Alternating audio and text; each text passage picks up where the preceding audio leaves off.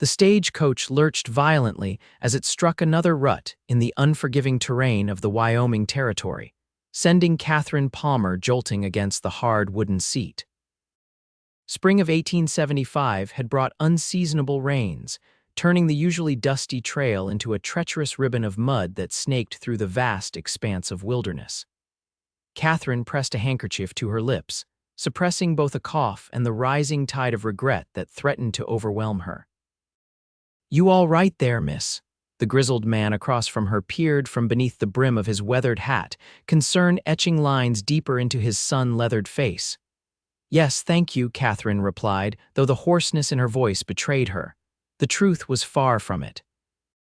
The persistent ache in her chest had grown worse over the 3-day journey, and the chill that ran through her body seemed impervious to the woolen shawl wrapped tightly around her shoulders. The stagecoach driver's voice boomed from above. "Stillwater Creek coming up in an hour, folks." Last stop before Whitetail Ridge. Katherine clutched the worn letter in her pocket, her lifeline to a future she could scarcely imagine. Jacob Newell, her soon-to-be husband. A man she knew only through 5 exchanged letters, and a daguerreotype that showed a solemn-faced man with eyes that seemed to look right through her. A cattle rancher seeking a wife to help manage his home, and, as he had written with surprising candor, to chase away the silence that has grown too loud to bear. She had responded to his advertisement in the Philadelphia Matrimonial Times with desperation born of necessity. After the devastating mill fire had claimed her parents and their modest home, Katherine had found herself alone at 22, with nothing but her mother's silver hairbrush, and a future that promised only drudgery as a seamstress in her cousin's overcrowded shop. Marriage to a stranger in the frontier had seemed like salvation then. Now, as fever burned through her veins and the vast, wild country stretched endlessly around her, doubt gnawed at her resolve. "Whitetail Ridge," the driver called out hours later, the words punctuated by the crack of his whip. End of the line. Katherine gathered her meager belongings, one trunk containing everything she owned in the world. The driver helped her down, her legs nearly buckling as they touched solid ground. The small settlement before her was nothing like she had imagined. A single dirt street lined with weathered wooden buildings, most appearing to have been hastily constructed and already surrendering to the elements. "Miss Palmer," a boy of perhaps 12 approached, cap in hand. "Mr. Newell sent me to fetch you. I'm Tommy, I help at his ranch sometimes." "Yes, that's me," Katherine smiled weakly. "Is Mr. Newell not here himself?" Tommy kicked at the dirt. "No, madam. There was trouble with rustlers at the north pasture. Said to tell you he's sorry and he'll be meeting you tomorrow instead. I'm to take you to Mrs. Wilkins' boarding house for the night." Disappointment mingled with relief. Perhaps a night's rest would restore her strength before she met her future husband. "I see. Thank you, Tommy." The boarding house was modest but clean, run by a plump widow with sharp eyes that missed nothing. "You're burning up, child," Mrs. Wilkins declared after one look at Katherine. "Let's get you to bed immediately." Katherine attempted to protest, but the room swam before her eyes, and she found herself being guided to a narrow bed in a corner room. "I'm fine, truly," she insisted, even as she sank gratefully onto the mattress. "Nonsense. You've got fever plain as day." Mrs. Wilkins pressed a cool hand to Katherine's forehead. "I'll bring some willow bark tea, rest now." But rest brought no relief. Through the night, Katherine's fever climbed higher, and by dawn she was delirious, her breathing labored, hair plastered to her sweat-soaked face. Through the haze of fever she heard urgent voices. Consumption, perhaps. "Can't stay here, my other boarders sent word to Newell, but he's not back yet. I'll take her." A new voice, deep and decisive. "My place is isolated, no risk to others." "But Mr. North, you haven't—" "I've nursed fever before, my mother, my wife." "Very well, if you're certain." "God knows nobody else will take her." Katherine felt herself being wrapped in blankets, lifted by strong arms. She tried to open her eyes, but the effort was too great. The sensation of movement, the creak of a wagon, the scent of leather and pine, then darkness claimed her again. She drifted in and out of consciousness, aware occasionally of cool cloths on her forehead, of being helped to sip bitter-tasting brews, of a low voice murmuring words she couldn't quite grasp. Sometimes she thought she heard singing, low and rough but oddly comforting. Other times, there was only silence and the distant howl of coyotes. When Katherine finally opened her eyes with some clarity, sunlight was streaming through a window she didn't recognize. She lay in a bed with a patchwork quilt pulled up to her chin in a room constructed of rough-hewn logs. A cabin, plainly furnished but meticulously neat. "You're awake." The voice came from a man sitting in a wooden chair near the hearth. He set aside a book and approached cautiously, as if afraid she might disappear. Katherine tried to speak, but her throat was parched. Immediately, he was beside her, helping her sit up slightly, holding a cup of water to her lips. "Thank you," she managed after a few sips. "Where am I? Who are you?" "My name is Jesse North. You're at my homestead, about 8 miles outside of Whitetail Ridge." He was tall and broad-shouldered, with dark hair that curled slightly where it touched his collar. His face was tanned from the sun, with lines at the corners of eyes that were a startling blue against his weathered skin. Not young, perhaps in his early 30s, but handsome in a rugged way that caught her breath. "How long have I been here?" 5 days. He returned to his chair, watching her with an intensity that made her uncomfortable. "The fever broke last night. Dr. Miller was here yesterday. Said you've got pneumonia, but you're fighting it well." 5 days. Katherine struggled to sit up further, panic rising. "But Mr. Newell knows where you are." Jesse's expression darkened slightly. "He's been informed." Something in his tone made Katherine pause. Has he come to visit?" Jesse hesitated. "No, he sent word that he'll come when you're recovered." A cold weight settled in Katherine's stomach, one that had nothing to do with her illness. "I see. You need rest," Jesse said abruptly, standing. "I've made some broth. Think you can manage some?" Katherine nodded, suddenly aware of a gnawing hunger. She watched as he moved efficiently around the cabin's small kitchen area, ladling steaming liquid from a pot hanging over the fire. There was a grace to his movements that belied his size. "You've been caring for me all this time?" she asked as he returned with the broth. "Someone had to." He helped her sit up properly, arranging pillows behind her back. "Town's too small for a proper hospital, and folks are scared of lung fever." "Why weren't you afraid?" His eyes met hers, then looked away. "I've seen enough of sickness to know when to fear it and when not to. Drink your broth." Katherine obeyed, finding the simple soup surprisingly flavorful. "It's good, thank you. My grandmother's recipe. She claimed it could raise the dead." A ghost of a smile touched his lips. "Never quite managed that, but it does seem to help the living." As strength gradually returned over the next days, Katherine learned more about her reluctant host. Jesse North had come to Wyoming Territory after the war between the states, where he'd fought for the Union. He'd built his cabin with his own hands, and now ran a modest horse breeding operation, specializing in sturdy, sure-footed mounts well suited to the challenging terrain. What he didn't volunteer, and Katherine was hesitant to ask, was why a man who clearly had skills and intelligence lived alone in such isolation, with only occasional trips to town for supplies. The cabin had 2 bedrooms. Katherine occupied one, while Jesse slept on a bedroll near the hearth, but there were signs that the second room had once been inhabited. A rocking chair with a faded cushion, a small vase that always contained fresh wildflowers, even when none bloomed nearby. On her 7th day at the cabin, Katherine felt strong enough to sit on the porch, wrapped in a quilt against the spring chill. From this vantage point, she could see the true beauty of Jesse's homestead, a small valley nestled between protective ridges, with a clear stream running through it and pine forests climbing the hillsides. His corral contained perhaps a dozen horses of varying colors, all with the same alert eyes and powerful builds. "They're beautiful," she commented when Jesse emerged from the barn, carrying a saddle in need of repair. He glanced at the horses, genuine pride crossing his face. "Best bloodlines I could find. That bay mare there, she's due to foal any day now." "Is this what you always wanted, to raise horses?" Jesse settled on the porch steps, pulling out a leather punch to work on the saddle. "No, once thought I'd be a doctor, even started studying before the war." His hands stilled momentarily. "Plans change." "Yes," Katherine said softly, "they do." She hesitated, then asked the question that had been troubling her.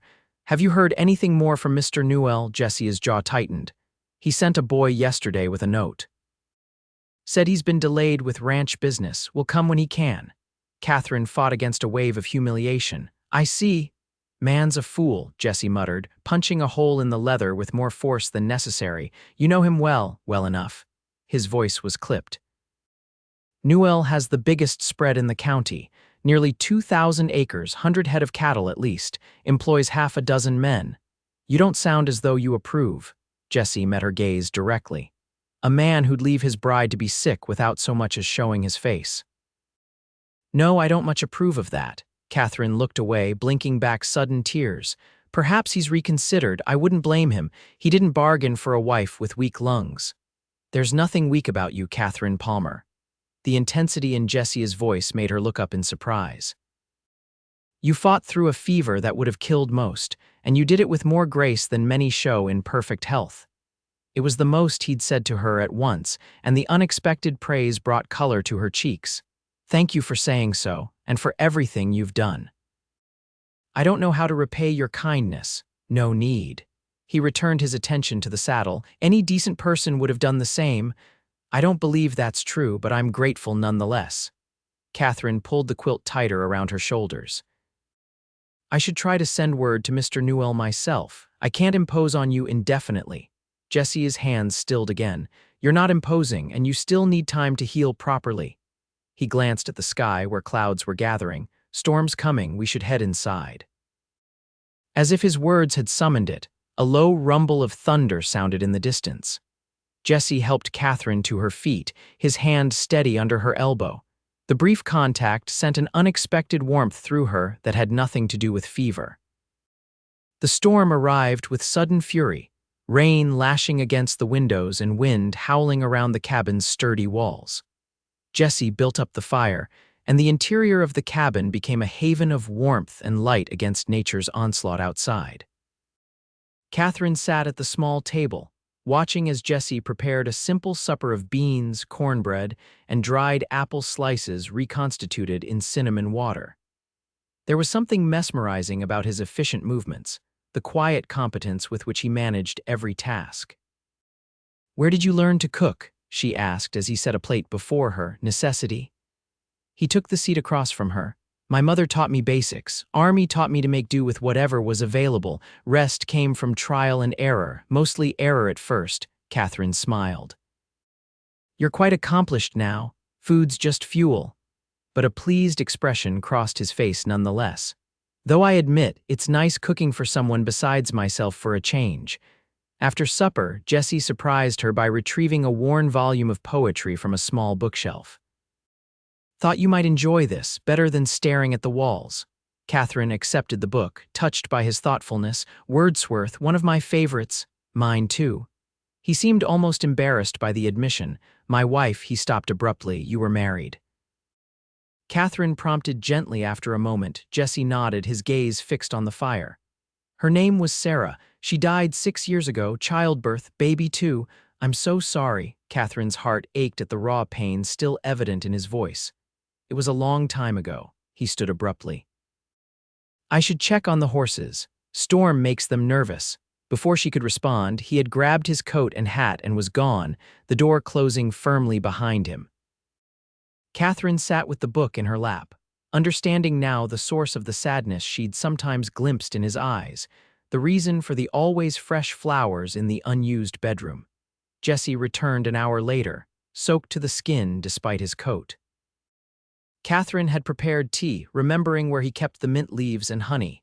The horses are fine, he reported, hanging his dripping coat by the door, though that bay mare's getting restless, might be her time soon. I made tea, Katherine offered, holding out a steaming mug, to warm you. He accepted it with surprise. Thank you.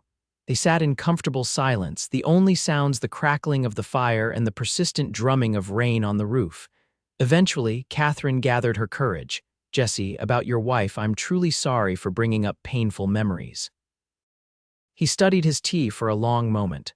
Not your fault. Some days it's easier to speak of her than others. He took a deep breath. After they died, I couldn't see the point in much of anything anymore, gave up my medical studies, came out here where nobody knew me. Built this place with my own hands, thinking the physical labor would. I don't know, make me forget maybe. Did it help? A sad smile touched his lips.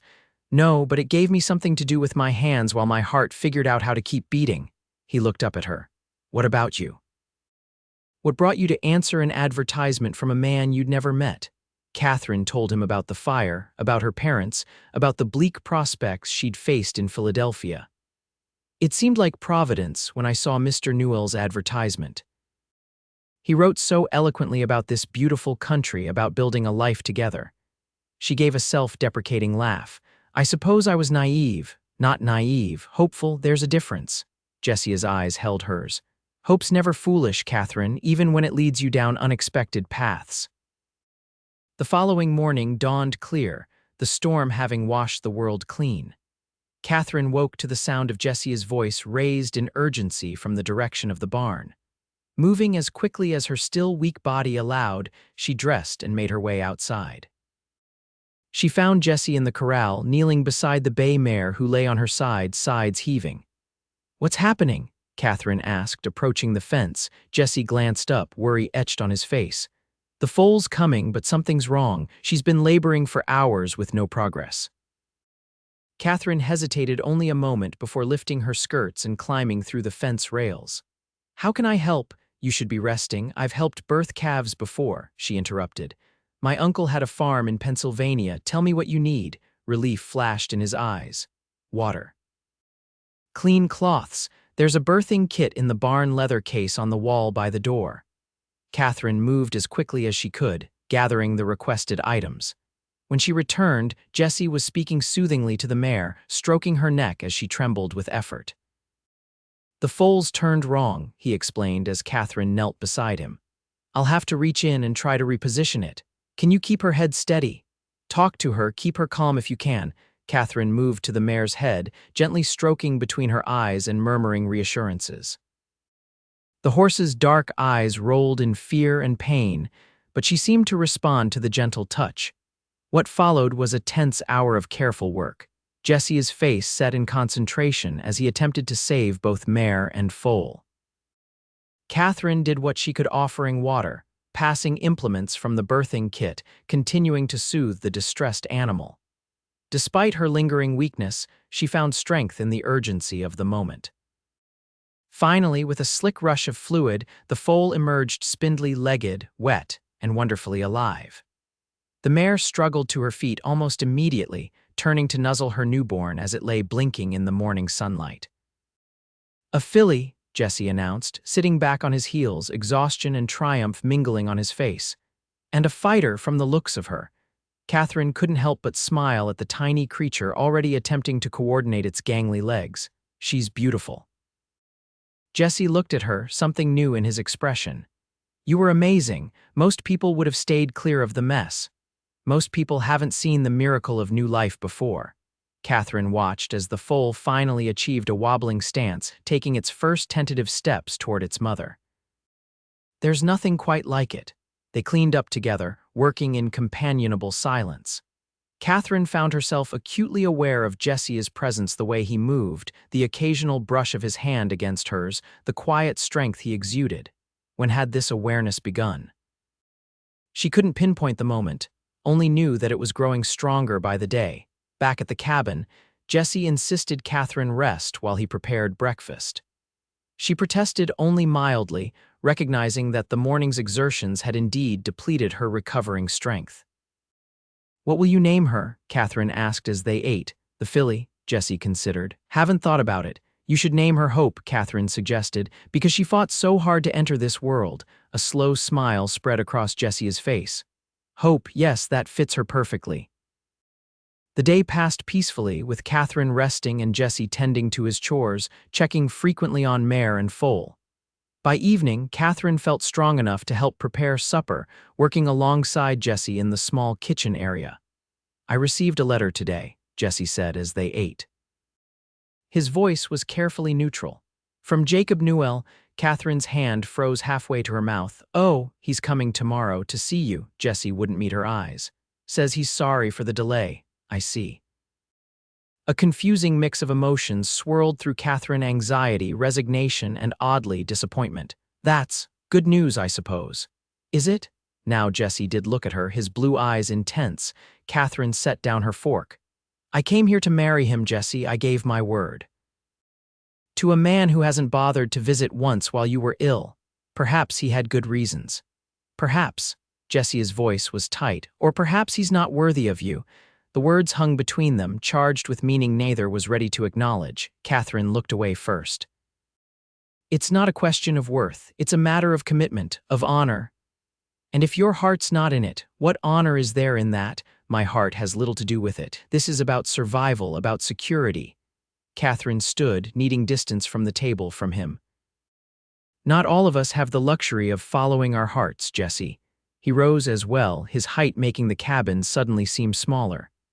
Is that what you think I did? Followed my heart to this isolated spot, chose this lonely existence? I don't know what you chose because you reveal so little of yourself. The words burst from her with unexpected heat. You've saved my life, shown me kindness I can never repay, but you remain a mystery. One moment open, the next closed like a book slammed shut. And you're so forthcoming. Jesse's voice rose to match hers. You speak of commitment and honor, but I've seen how you look at this place at— He stopped abruptly. At what? Katherine challenged, stepping closer. The tension between them stretched taut as a bowstring. Then Jesse's shoulders slumped. It doesn't matter. Newell will be here tomorrow. You'll go with him, start the life you came here for. He moved toward the door. I need some air. Once again, Katherine found herself alone in the cabin, heart racing, confused by the intensity of emotions Jesse North evoked in her. How had this happened? In just 2 weeks, this place, this man, had come to feel more like home than anywhere she'd been since her parents died. The prospect of leaving tomorrow filled her with a hollow ache she hadn't anticipated. She was still awake when Jesse returned hours later, though she pretended sleep. Through barely opened eyes, she watched him move quietly around the cabin, banking the fire, removing his boots. In the dim light, his expression was unreadable, but the careful way he glanced toward her bedroom door spoke of concern, of care. Morning arrived too quickly. Katherine dressed in her best gown, the blue cotton she'd saved for her first meeting with Jacob Newell. It felt strange to be wearing it now, 2 weeks later than planned, and for a man who remained a stranger despite their correspondence. Jesse was already up, his bedroll neatly stowed, coffee brewing on the stove. He nodded a greeting but said little as they shared a simple breakfast of cornmeal mush with dried berries. Your cough is almost gone, he noted as she cleared the dishes. That's good. Yes, thanks to your care. Katherine busied her hands with the washing up, avoiding his gaze. I never would have recovered so quickly without your knowledge of healing. Anyone would have. Please don't say anyone would have done the same, Katherine interrupted, turning to face him. We both know that's not true. You saved my life, Jesse North. I won't forget that. He opened his mouth as if to respond, then closed it again as the sound of an approaching wagon reached them. He's here, Jesse said flatly. Katherine dried her hands on her apron, then removed it, smoothing her dress nervously. How do I look? Jesse's gaze traveled slowly over her, from the simple arrangement of her hair to the modest cut of her dress. Beautiful, he said simply, then turned away. I'll greet him. Katherine remained inside, heart pounding, listening to the murmur of male voices outside. After what seemed an eternity, there was a knock at the door. Jacob Newell was exactly as his daguerreotype had portrayed him, tall, with broad shoulders and a carefully trimmed beard. His clothes were well made, his boots polished to a shine. He removed his hat as he entered, revealing hair the color of wheat just beginning to silver at the temples. Miss Palmer, he said, his voice deeper than she had imagined from his letters. I cannot express my regret at not coming sooner. Please accept my most sincere apologies. Mr. Newell. Katherine managed a smile, extending her hand. I understand you had pressing matters at your ranch. He took her hand, holding it perhaps a moment longer than necessary. Nothing should have taken precedence over your welfare. I am deeply sorry. From the corner of her eye, Katherine saw Jesse step back outside, closing the door quietly behind him. Mr. North has been most kind, she said, withdrawing her hand. I owe him my life. Yes, so I understand. Something flickered in Jacob Newell's expression, discomfort perhaps. A fortunate circumstance that he was willing to help. I've settled his fee, of course. Fee, Katherine frowned. What fee for your care? Quite reasonable, all things considered. Jacob glanced around the cabin with barely disguised disdain. Are you well enough to travel? My home is far more comfortable than these rustic accommodations. Katherine felt a surge of indignation on Jessia's behalf. Mr. North never mentioned any payment, and his home may be simple, but it has everything one needs. Jacob's eyebrows rose slightly. Indeed. Well, perhaps we should discuss this further at my ranch. I've brought the wagon, and Mrs. Rivera, my housekeeper, has prepared a room for you. Once you're fully recovered, we can proceed with our original arrangement. The coolness of his tone, the businesslike manner, it was all so different from what Katherine had expected based on his letters. She hesitated, suddenly uncertain. Mr. Newell, perhaps we should take some time to become better acquainted before finalizing any arrangements. Much has happened since we last corresponded. A slight frown creased his brow. I was under the impression our agreement was settled. You've traveled a considerable distance at my expense, Miss Palmer. Yes, but if you're concerned about your illness affecting our arrangement, let me assure you it does not. I am still prepared to honor our agreement.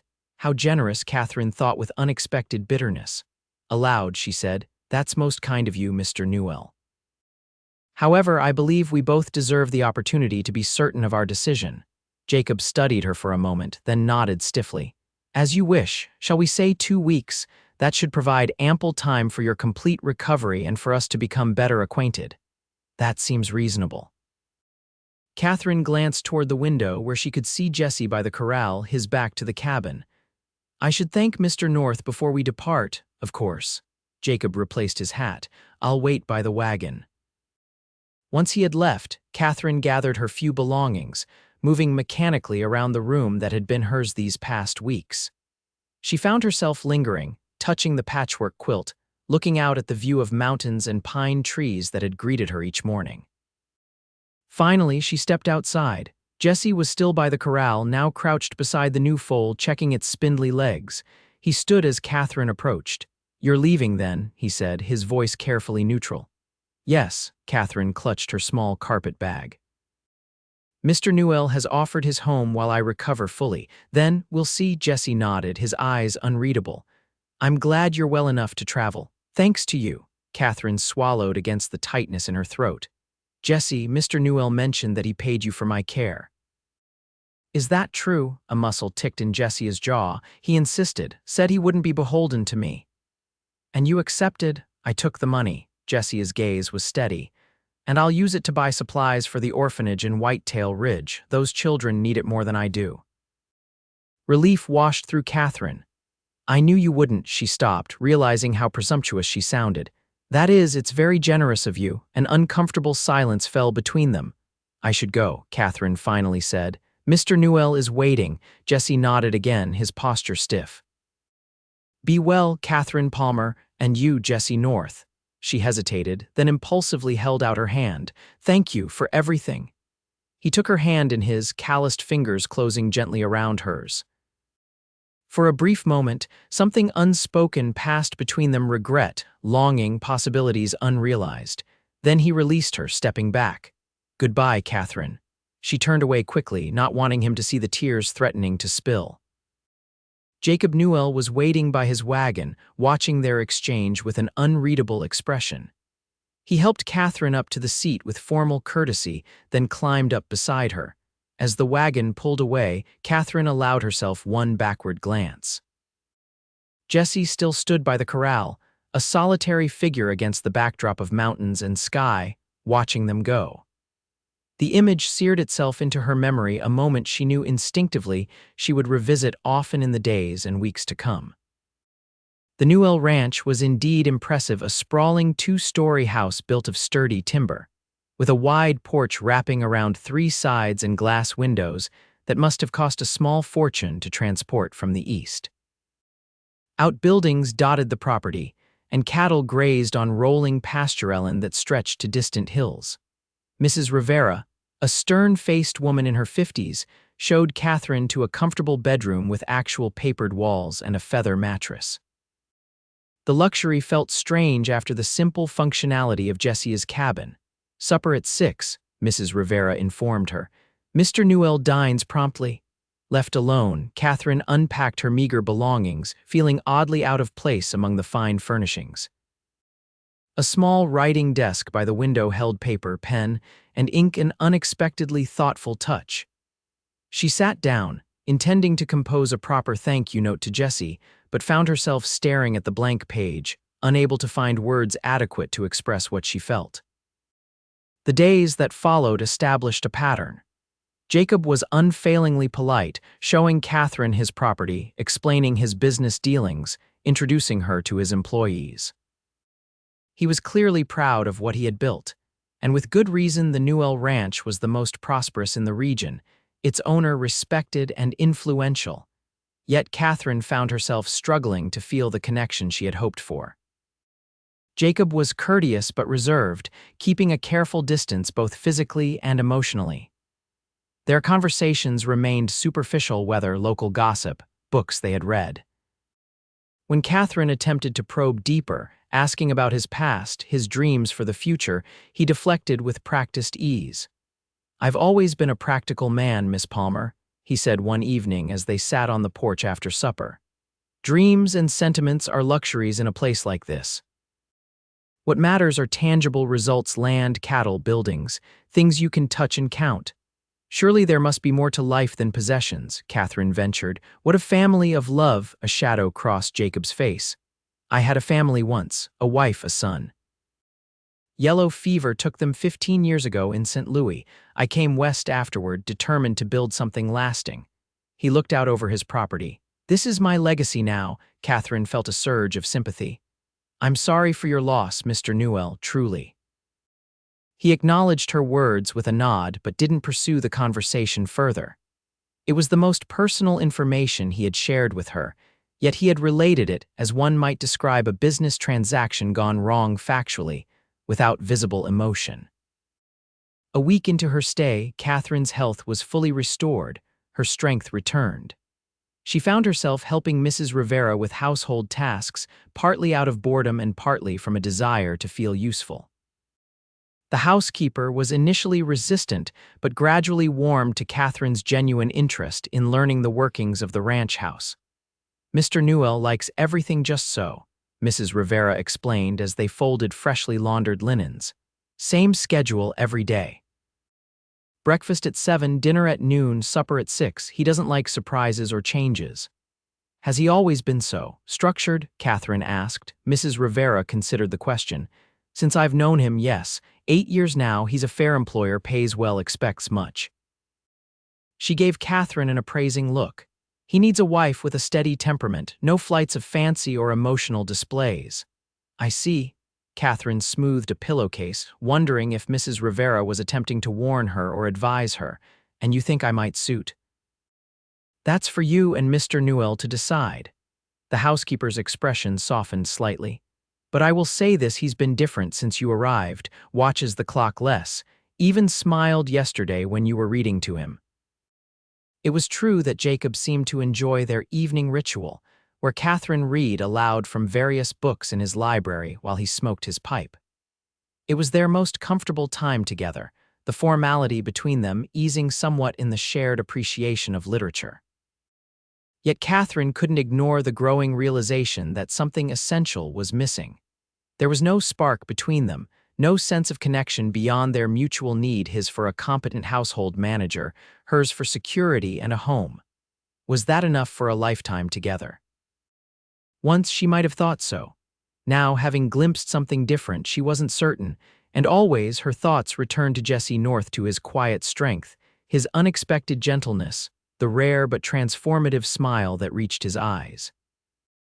To conversations that flowed naturally, to comfortable silences, to the feeling of rightness she had experienced in his simple cabin. On the 10th day of her stay, Katherine rode with Jacob to Whitetail Ridge for supplies.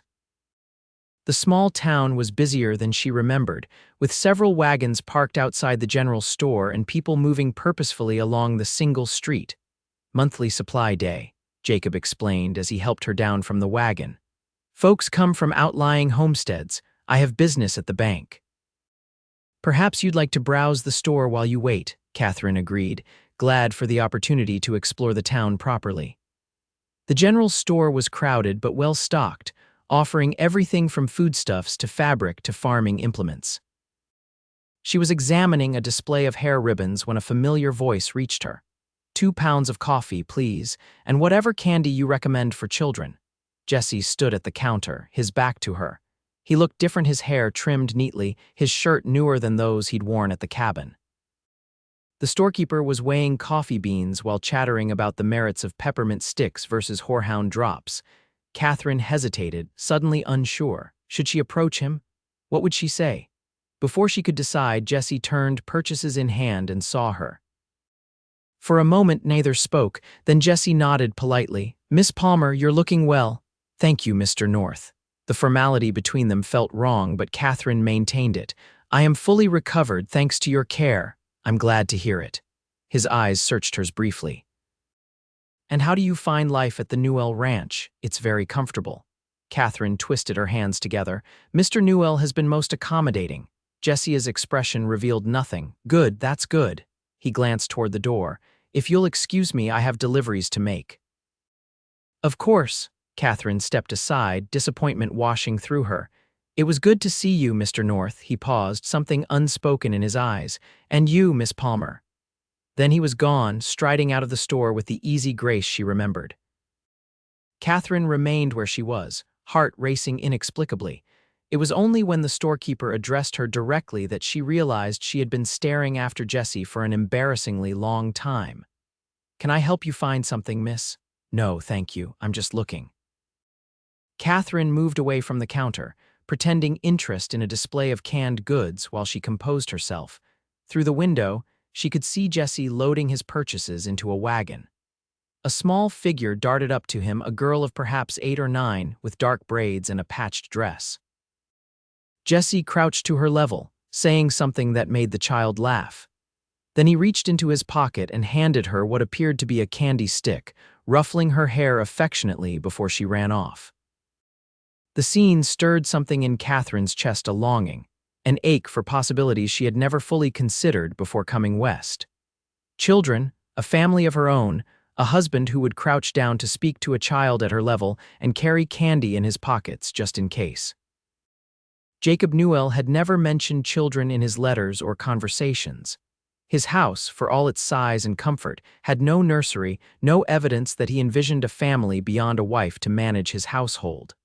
Perhaps, given his loss, he didn't wish to risk such pain again. Katherine couldn't fault him for that, but she suddenly realized how much she had always assumed children would be part of her future. "There you are." Jacob's voice startled her from her thoughts. "Find anything of interest, just browsing." Katherine turned from the window. "Are you finished at the bank?" "Yes, and I've arranged a surprise." There was unusual animation in Jacob's face. "Reverend Mills is available this Sunday to perform our wedding ceremony if you're agreeable." Katherine stared at him, caught completely off guard. "This Sunday." "But that's only 3 days away." "Indeed. I see no reason to delay further. You're fully recovered, we've had our time of acquaintance, and frankly, the gossips are beginning to speculate about your continued presence in my home without benefit of matrimony." Jacob's tone was matter of fact. "Unless you have objections." Katherine struggled to organize her thoughts. Everything was moving too quickly. I thought we agreed on 2 weeks of acquaintance before making our decision. Has something occurred to make you doubt our arrangement?" Jacob's eyes narrowed slightly. "Or perhaps someone." The emphasis he placed on the word made it clear he had noticed her interaction with Jesse. Heat rose to Katherine's cheeks. "Of course not. I simply believe such an important decision deserves proper consideration." Jacob studied her for a long moment, then nodded. "Very well, we'll keep to our original timeline, 4 more days." His tone made it clear he expected her decision to be favorable. "Shall we return to the ranch? Mrs. Rivera is preparing a special supper tonight." The ride back was conducted mostly in silence, Katherine's mind whirling with conflicting emotions. Marriage to Jacob Newell offered everything she had come west seeking: security, comfort, a respectable position in the community. He was not unkind, merely reserved. Many marriages were built on less. Yet the thought of committing her life to him in just a few days filled her with dread rather than anticipation. And the brief encounter with Jesse had only intensified her confusion. That evening, Katherine excused herself early, claiming fatigue.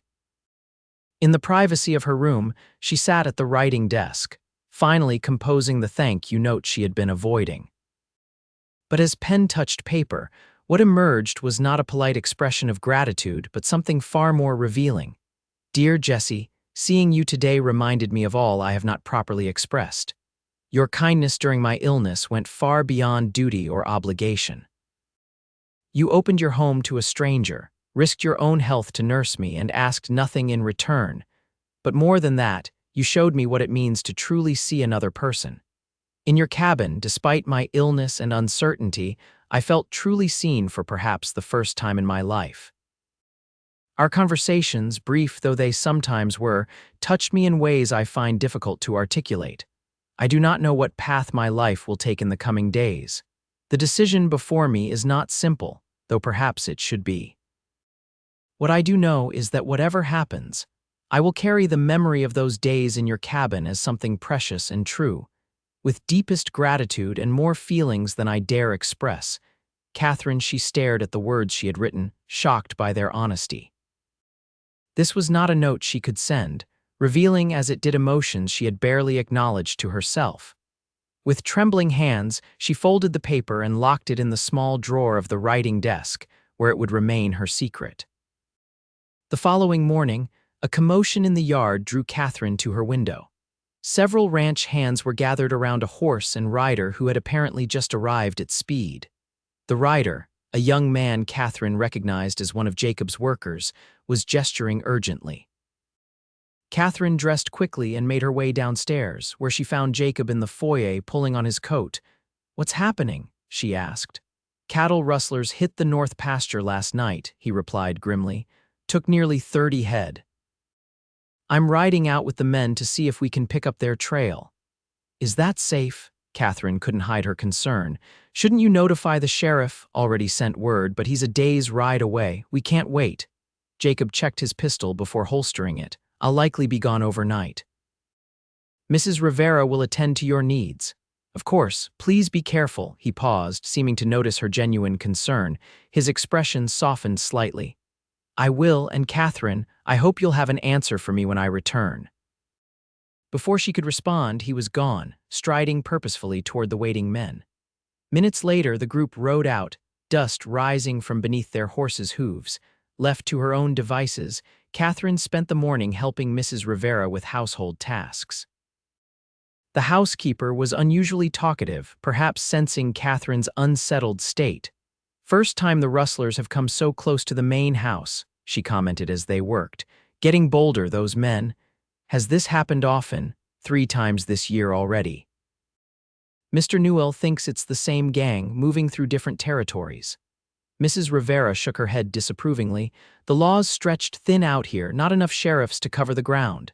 It seems dangerous work, ranching." Katherine measured flour for bread, trying to sound casual. "Do you know if Mr. North has had similar troubles with his horses?" Mrs. Rivera gave her a knowing look. "Jesse North keeps to himself mostly, but his horses are valuable, especially those new foals with the Arabian bloodlines. I'd be surprised if rustlers haven't tried." Katherine kneaded the dough with perhaps more vigor than necessary. "He seems capable of defending what's his." "That he is." Mrs. Rivera's tone turned thoughtful. "Lost a lot, that man. His wife, the baby, his plans to be a doctor, then his parents within a year of each other. Would have broken most men. But North, he just keeps going. Keeps helping others, too, though he doesn't like folks knowing about that." "Helping how?" Katherine couldn't resist asking. "Tends to sick folks who can't pay for a proper doctor. Looks after those orphans at the mission school, brings supplies, helps repair the building. Last winter, when the Carson family's place burned down, he took them in until they could rebuild." The housekeeper paused in her work. "Not a man who seeks recognition, but one who deserves it nonetheless." Katherine absorbed this information, a warm glow expanding in her chest. It confirmed what she had sensed about Jesse, his fundamental goodness, his quiet generosity. "And Mr. Newell," she ventured. "Does he also involve himself in community matters?"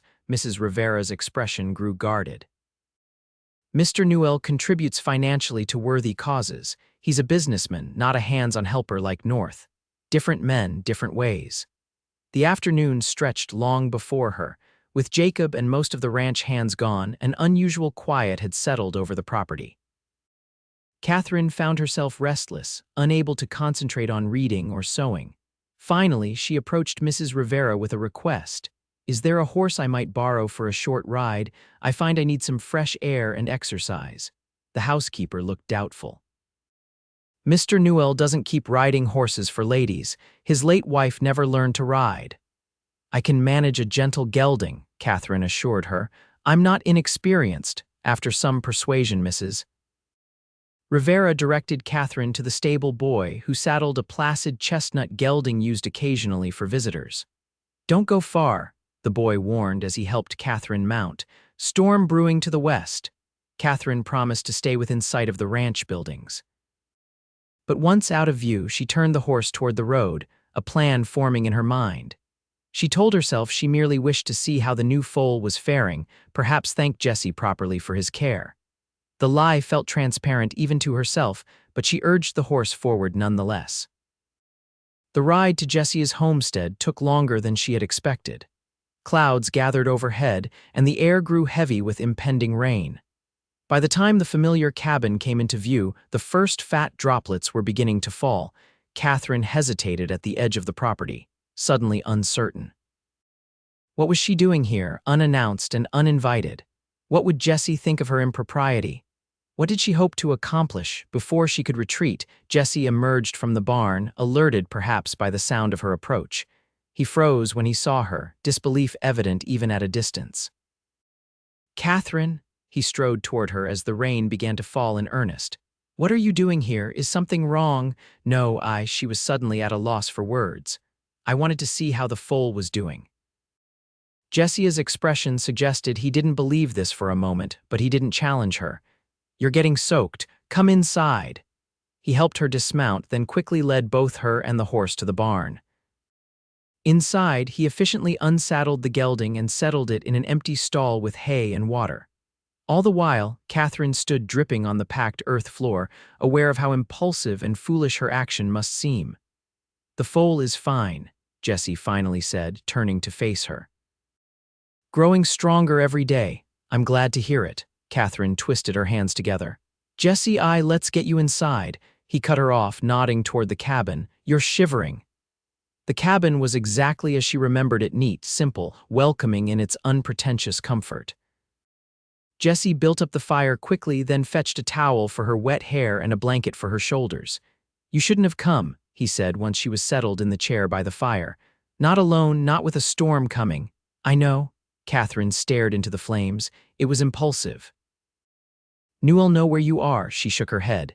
"He's gone after cattle rustlers, won't be back until tomorrow." Jesse's expression darkened. "So you're alone at his ranch. Mrs. Rivera is there, and some of the hands." Katherine looked up at him. "I was perfectly safe. Until you decided to ride out alone with a storm approaching."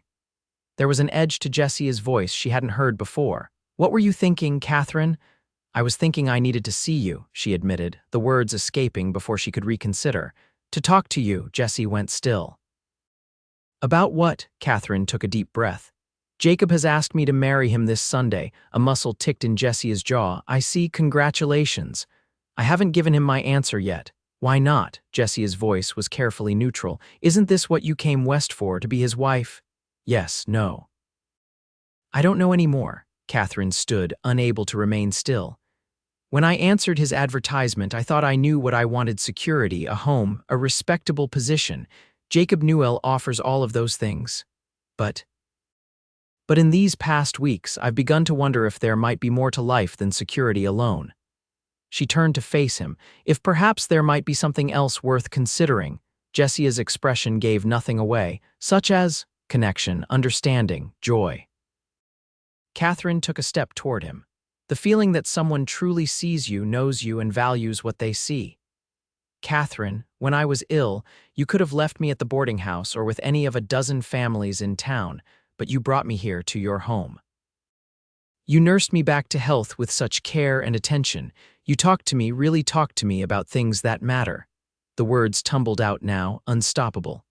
And when I'm with you, I feel alive in a way I never have before.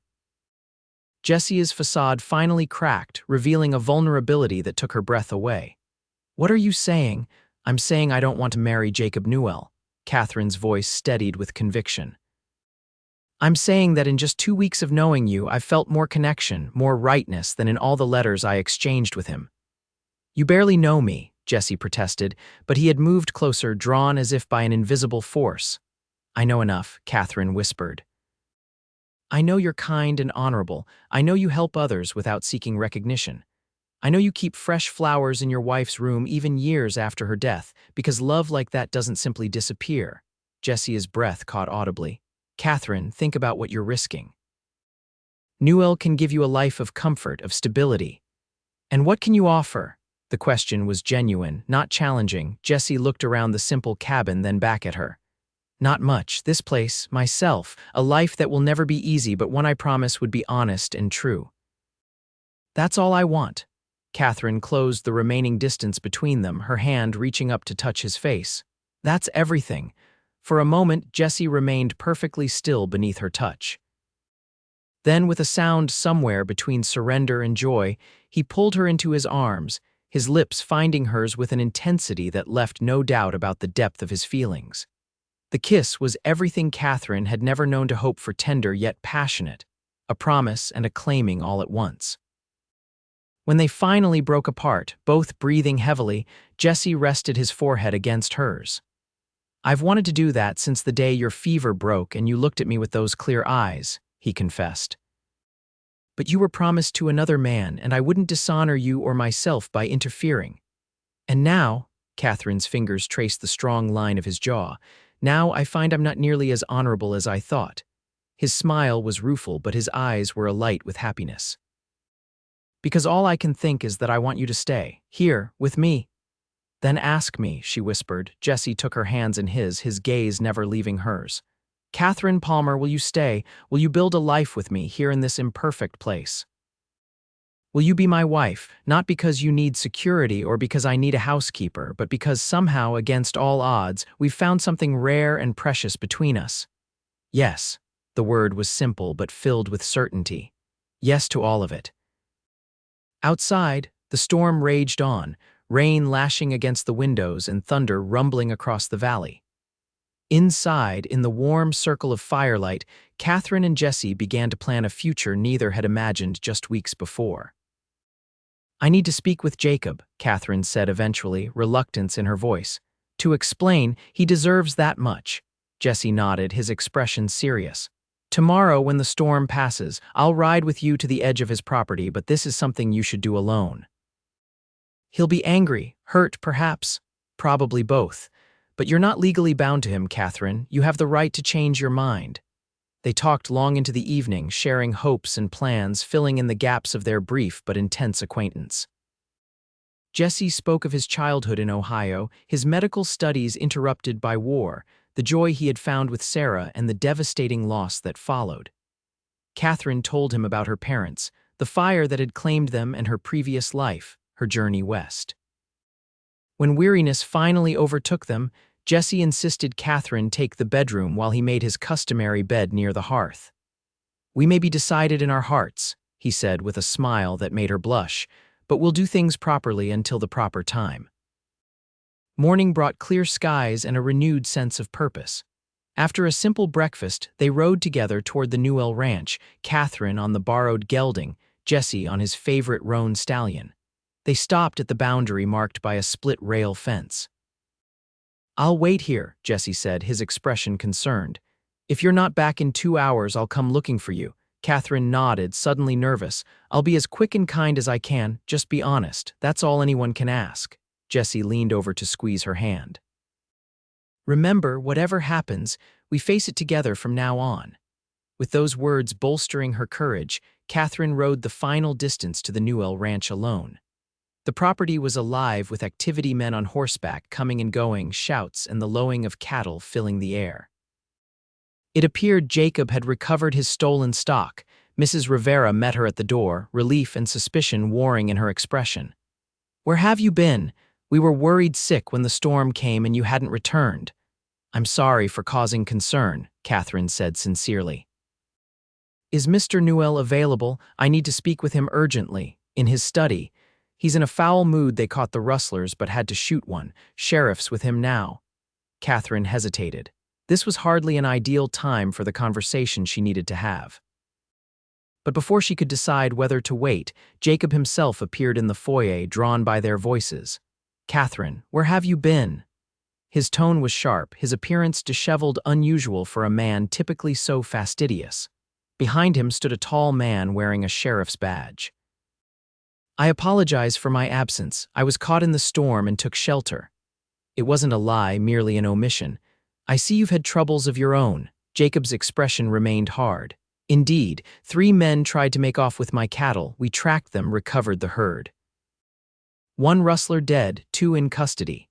The sheriff stepped forward. Madam, Sheriff Thomas Mills, I'll need to be heading back to town with the prisoners. Mr. Newell will continue our discussion later. After the sheriff departed, Jacob turned his full attention to Katherine. You still haven't explained where exactly you took shelter. Mrs. Rivera says you borrowed Morgan's gelding. Katherine steeled herself. Perhaps we could speak privately, Mr. Newell. Something in her tone must have alerted him to the seriousness of the conversation to come. His expression closed further, but he nodded toward his study. Very well. The room was masculine and formal, leather-bound books lining the walls, a massive desk dominating the space, hunting trophies mounted above the fireplace. Katherine remained standing as Jacob closed the door behind them. I'm afraid I must withdraw from our arrangement, she said directly, seeing no benefit in prolonging the inevitable. I cannot in good conscience marry you when my heart is engaged elsewhere. Jacob stared at her, shock giving way quickly to anger. Elsewhere, you've been here barely 2 weeks. What nonsense is this? It is not nonsense, though I understand why it must seem so to you. Katherine met his gaze steadily. During my illness, I came to know Jesse North. I didn't plan or expect to develop feelings for him, but I have. Deep feelings that I cannot ignore or set aside. North. Jacob practically spat the name. I might have known. The man has coveted what's mine since he arrived in this territory. I am not yours, Mr. Newell, Katherine said quietly but firmly. I was never property to be claimed or transferred. I came here of my own free will, and I leave the same way. After I paid for your passage, after I welcomed you into my home, introduced you to my acquaintances as my future wife. Jacob's face flushed with anger. Do you have any idea of the embarrassment this will cause? I am truly sorry for any discomfort my decision brings you. I will, of course, repay the cost of my passage as soon as I am able. Katherine maintained her composure with effort. But surely even you must see that a marriage entered into without genuine affection would be a grave mistake for us both. Jacob moved to the window, his back rigid. And you believe you found this genuine affection with North? A man who lives hand-to-mouth breeding horses, who has nothing to offer but a one-room cabin and pretty words. He offers himself his heart, his honesty, his true companionship. Katherine's voice softened. Those are things of far greater value than land or cattle, Mr. Newell. He turned back to her, his anger seeming to deflate somewhat. You're a fool, Katherine Palmer. A romantic fool who will regret this decision when winter comes and North's cabin is freezing when you're working your fingers raw just to survive. Perhaps, but it will be my choice, my life. Katherine moved toward the door. I've collected my belongings. I won't trespass on your hospitality any longer. He won't make you happy. There was something almost plaintive in Jacob's tone now. Men like North, they burn bright, but they burn out. I could have given you constancy, security. I believe he will make me happy, but more importantly, I believe we will find happiness together. Katherine paused, hand on the doorknob. I wish the same for you, Mr. Newell, truly. Perhaps someday you'll find a woman who values security above all else, who will appreciate all you have to offer. He gave a short, bitter laugh. Get out, Miss Palmer. Before I forget, I was raised a gentleman. Katherine left without another word, hurrying to the front door where her borrowed gelding waited, already saddled. Mrs. Rivera stood on the porch, understanding in her eyes. I put fresh bread and preserves in your bag, the housekeeper said quietly, and I'll pray for your happiness, child. Thank you. Katherine was touched by the unexpected kindness. For everything. The ride back to the boundary fence seemed shorter, Katherine's heart lighter despite the difficult conversation behind her. Jesse straightened in his saddle as she approached, relief evident in his posture. How did he take it? He asked as she reached him, about as well as could be expected. Katherine attempted a smile. He thinks I'm a fool. Are you having second thoughts? Jesse's voice was gentle, free of accusation, not one. Katherine reached across the space between their horses to take his hand.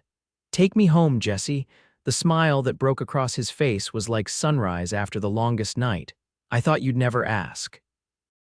Word spread quickly through Whitetail Ridge about the mail-order bride who had jilted the territory's wealthiest rancher for the reclusive horse breeder. Speculation ran rampant, with theories ranging from the romantic to the scandalous. Katherine and Jesse ignored the gossip, focused instead on building their life together. They were married 2 weeks later in a simple ceremony performed by Reverend Mills in the small church in town. Katherine wore a dress of pale blue cotton with wildflowers in her hair that Jesse had gathered that morning. Their only attendants were Tommy, the boy who had first met Katherine at the stagecoach, and Sarah Mills, the Reverend's daughter. The community's reaction to their marriage was mixed. Some, like Mrs. Wilkins from the boarding house, attended the ceremony with genuine good wishes. Others stayed away, unwilling to risk Jacob Newell's displeasure. Jesse seemed unbothered by the divided response. All that matters is that we've chosen each other, he told Katherine on their wedding night as they stood together on the porch of what was now their shared home. The rest will sort itself out in time, and gradually it did. Katherine proved herself adept at homesteading life, applying the domestic skills she had learned from her mother to their simple household. She learned to garden, to preserve vegetables for winter, to make soap from rendered fat and lye. Jesse taught her to ride properly, and soon she was accompanying him on his rounds to check fences and monitor the horses. The horse breeding business flourished under their combined efforts. Jesse's expertise with bloodlines and training paired well with Katherine's unexpected talent for record-keeping and correspondence with potential buyers.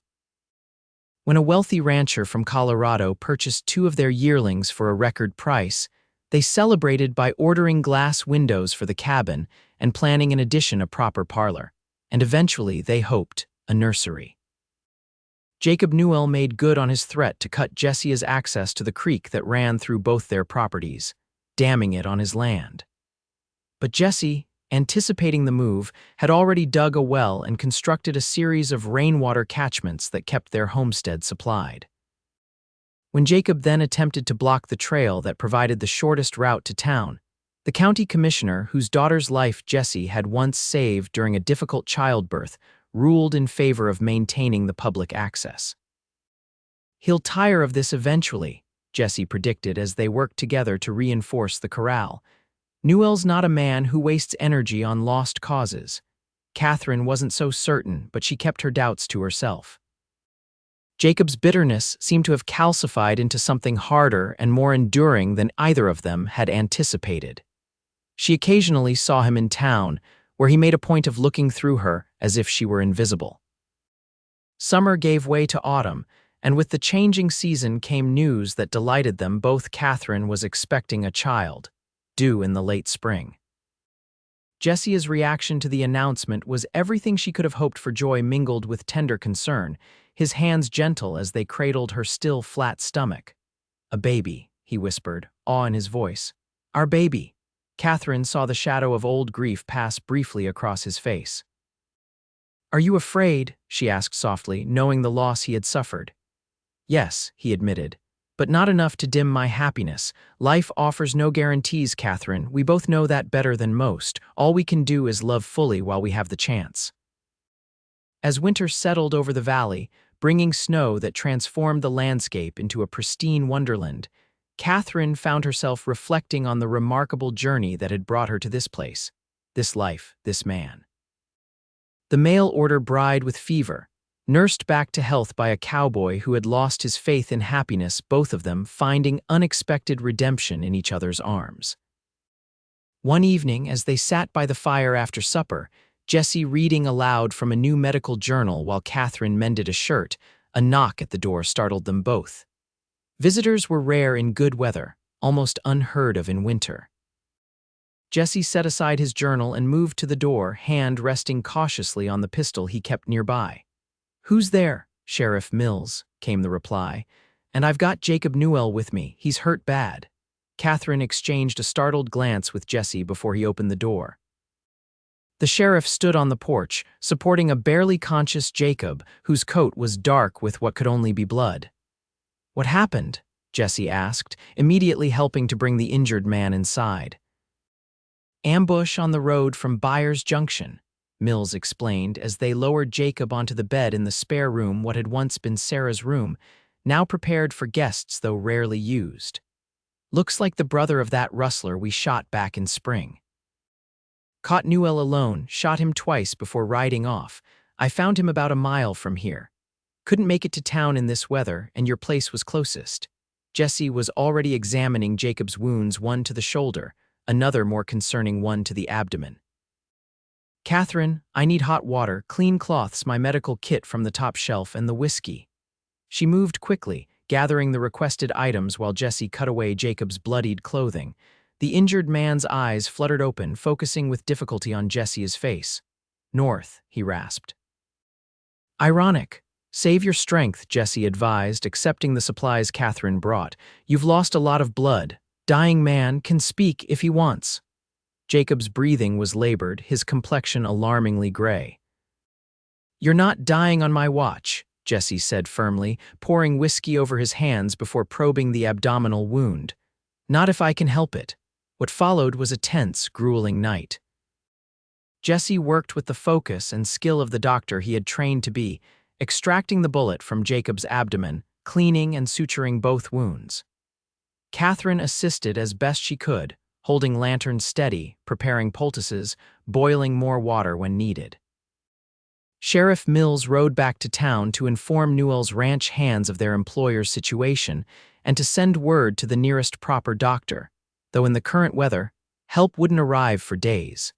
Dawn was breaking when Jesse finally straightened, exhaustion evident in every line of his body.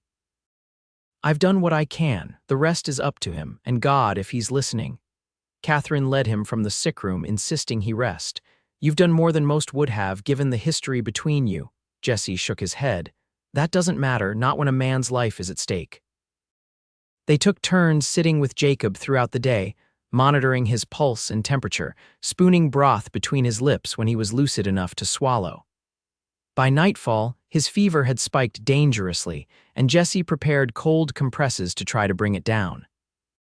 "Just like you did for me," Katherine observed, helping to apply the damp cloths to Jacob's burning skin. "Similar, though your fever was different. Pneumonia, not wound infection." Jesse's expression was grim. "The next 12 hours will tell." Through the night, they continued their vigil.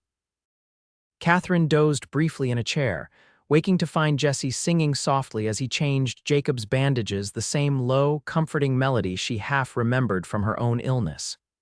"You used to sing to me," she said, moving to his side. "Did I?" Jesse looked surprised. "I didn't think you'd remember that. Not clearly, but yes." She touched his arm gently. "What is it?" "An old hymn my mother used to sing, about finding peace in troubled times." He shrugged, seeming embarrassed. "It helps sometimes. To remember there might be something larger than our immediate struggles." By morning, Jacob's fever had broken. His breathing steadied, and when he opened his eyes, they were clear and focused for the first time since his arrival. "Still here, then," he said hoarsely, looking up at Jesse. "Not dead yet." "Not from lack of trying," Jesse replied, checking the bandages, "but the wounds are clean and you're stronger than you look." Jacob's gaze shifted to Katherine, who stood nearby with a cup of broth. "Both of you taking care of me." "Of course," she said simply, moving forward to help him drink. Jacob accepted a few sips before turning his face away. "Why, after how I've treated you both?" Jesse and Katherine exchanged a glance. It was Jesse who answered. "Because it's the right thing to do. Because despite our differences, we're neighbors in a harsh land. Because someday it might be me bleeding by the roadside, and I'd hope someone would do the same." Jacob closed his eyes, a single tear escaping to track down his weathered cheek. Might have misjudged you, North. The following days established a routine. Jacob slowly regained strength, moving from broth to more substantial food, from complete bed rest to sitting up for short periods. Sheriff Mills returned with news that the would-be murderer had been captured crossing into Colorado Territory. The doctor from Byers Junction finally arrived, examined Jacob's wounds, and pronounced Jesse's treatment as fine as any I could have provided, maybe better. On the 5th day, when Jacob was strong enough to hold extended conversations, he asked to speak with both Jesse and Katherine together.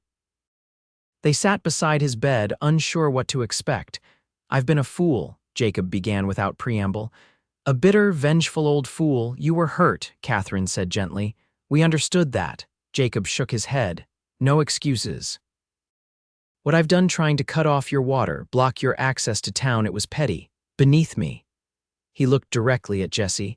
"I respected your father, you know, bought my first breeding stock from him before you came west. He was an honorable man."